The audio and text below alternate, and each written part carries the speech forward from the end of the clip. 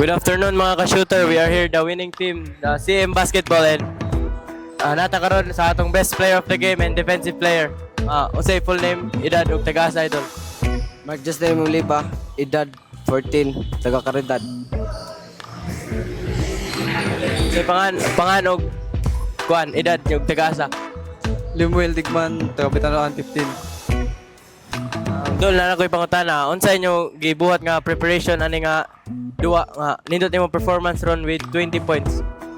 Focus lang sa depensa, salig lang sa Ginoo. Mamati permi sa coach, Marta.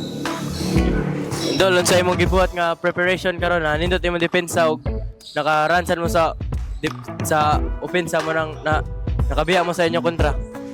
Mati sa coach niya, ampo sa Ginoo. Coach, unsay pangalan mo coach og edad og taga-asa? Pareha kaila. So, I'm Coach Mike, edad 22, og taga Albuera, Leyte. Coach, unsay maingon nimo sa performance sa imong mga bata karon nga nakaabot na sad mo og kadaugan og unsay gihimo nilang preparation og unsay imong motivation nila para sa ilan nindot nga ila gipakita ganina. Sa amo, wa ni preparation kay wa ni practice ay magahi man ni ulo.